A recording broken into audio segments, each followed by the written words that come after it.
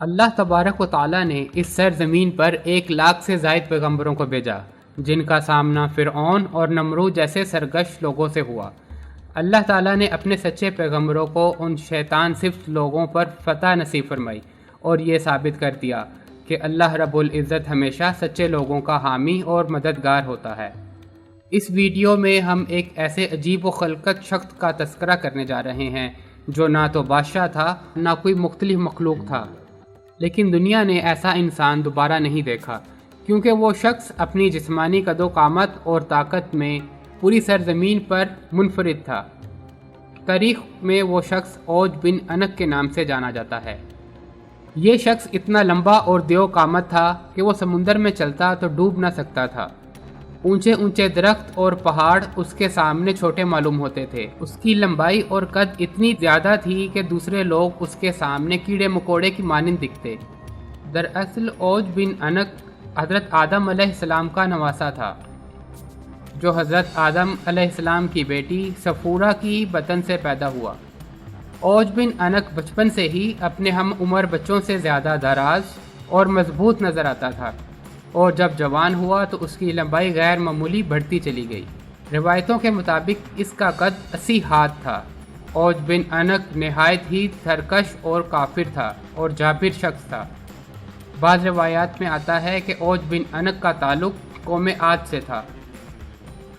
وہ قوم عاد پر عذاب کے بعد باقی بچنے والے لوگوں میں سے ایک تھا، کیونکہ قوم عاد جسمانی طور پر بہت لمبی اور مضبوط اور دیو ہیکل لوگ تھے، اس لیے اوج بن انک نے بھی ویسی ہی جسامت اور بناوٹ پائی۔ حضرت ابن عمر رضی اللہ تعالیٰ عنہ فرمایا کرتے تھے کہ اوج اس قدر لمبا اور دراز قد تھا کہ وہ سمندر میں ہاتھ ڈال کر مچھلی پکڑ لیتا۔ کہا جاتا ہے کہ حضرت نوح علیہ السلام کے زمانے میں اوج بن انک موجود تھا۔ جب حضرت نوح علیہ السلام عظیم طوفان سے قبل کشتی تیار کر رہے تھے تو آپ کو کشتی بنانے کے لیے ساگوان نامی لکڑی کی ضرورت پڑی، مگر اس لکڑی کو اٹھا کر لانا ممکن نہ تھا، لہٰذا اوج نے آپ کی مدد کی اور وہ ان لکڑیوں کو ملک شام سے اٹھا کر لایا۔ لہٰذا اللہ تعالیٰ نے اس کے اس عمل سے خوش ہو کر اسے غرق ہونے سے بچا لیا۔ جبکہ بعض لوگوں نے لکھا تھا کہ اوج حضرت نوح علیہ السلام پر ایمان نہ لایا تھا اور آپ کی کشتی پر سوار بھی نہ ہوا تھا۔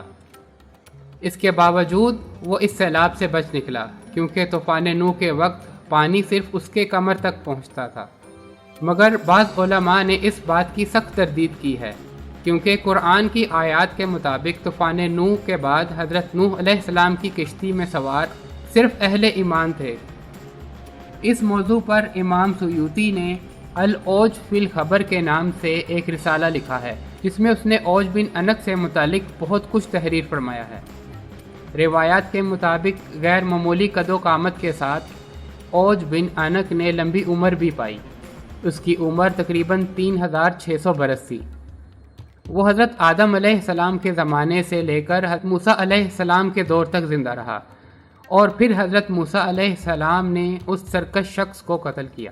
واقعہ کچھ یوں ہے، جب بنی اسرائیل کو فرعونیوں سے نجات ملی اور فرعون دریائے نیل میں غرق ہو گیا، تو اللہ تعالیٰ نے حضرت موسیٰ علیہ السلام سے یہ وعدہ کیا کہ شام کی مقدس سرزمین بنی اسرائیل کو دے دی جائے گی۔ اس وقت وہاں ظالم اور جابر کینانی لوگ آباد تھے، لہٰذا اللہ تعالیٰ نے حکم دیا کہ ان جابر لوگوں سے جنگ کرو اور انہیں وہاں سے نکال باہر کرو۔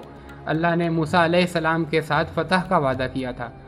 حضرت موسیٰ علیہ السلام پر حکم نازل ہوا کہ بنی اسرائیل سے 12 افراد کو چن لیا جائے اور انہیں سردار منتخب کر دیا جائے۔ لہٰذا حضرت موسیٰ علیہ السلام نے 12 سرداروں کو چن لیا اور ان کو لے کر کنعان پہنچ گئے۔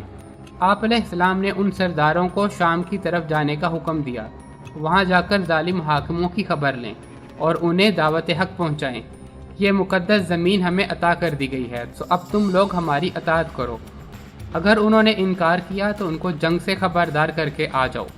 جب وہ 12 سردار شام پہنچے تو اس وقت وہاں کا حاکم اوج بن انک تھا۔ جب وہ سردار اوج سے ملے تو اس کے قد و قامت اور اس کی جسمانی بناوٹ کو دیکھ کر حیرت زدہ رہ گئے۔ پھر انہوں نے اسے اللہ کا پیغام پہنچایا۔ اوج غضبناک ہو گیا اور ان سب کو ایک ہاتھ سے پکڑ لیا اور چاہا کہ انہیں مسل دے اور انہیں ہلاک کر دے، مگر جب اس نے ان سرداروں کے چہروں پر خوف دیکھا تو انہیں حقیر سمجھ کر چھوڑ دیا۔ جب وہ سردار اپنی قوم کے پاس واپس آئے تو حضرت موسیٰ علیہ السلام سے وہاں کا حال بیان کیا اور یہ بھی فرمایا وہاں کے انار بہت بڑے بڑے ہیں، انار کا صرف ایک دانہ ایک آدمی کا پیٹ بھرنے کے لیے کافی ہے۔ اس پر حضرت موسیٰ علیہ السلام نے ان تمام سرداروں سے کہا کہ تم قوم کے پاس ملک شام کی خوبیاں بیان کرنا اور دشمن کی طاقت اور قوت کو بیان مت کرنا، لیکن پیغمبر خدا کے اس حکم پر صرف 2 افراد یعنی حضرت یوشع بن نون اور کالوت بن قدادہ ہی قائم رہ سکے۔ باقی تمام سرداروں نے ملک شام میں بسنے والے افراد کی طاقت قوت کا حال قوم بنی اسرائیل کو سنا دیا، جس پر بنی اسرائیل نے چاہا کہ وہ جہاد میں نہ جائیں۔ حضرت موسیٰ علیہ السلام نے انہیں سمجھایا کہ اے لوگو، تم مت گھبراؤ کہ میرے ساتھ اللہ ہے اور اللہ نے مجھ سے نصرت کا وعدہ فرمایا ہے کہ میں تمہیں ان کافروں پر فتح ضرور دوں گا۔ دوسری طرف بنی اسرائیل نے حضرت موسیٰ علیہ السلام سے فرمایا وہاں پر بے شک ایک زبردست قوم ہے، ہم وہاں پر ہرگز نہیں جائیں گے یہاں تک کہ وہ وہاں سے نکل جائیں۔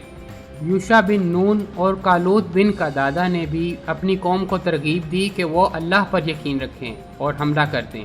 اس پر وہ کہنے لگے کہ اے موسیٰ، تو اور تیرا رب دونوں جاؤ اور ان سے لڑو، ہم تو یہیں پر بیٹھے رہنے والوں میں سے ہیں۔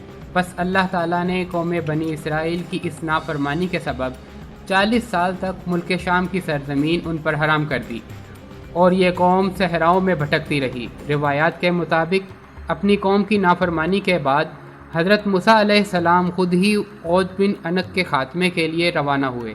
جب عود بن عنق نے انہیں دیکھا تو چاہا کہ چونٹی کی طرح ان کو پیروں سے مسل دے اور کہا کہ تو ہی بنی اسرائیل کا وہ سردار ہے جس نے فرعون کو دریائے نیل میں غرق کیا تھا۔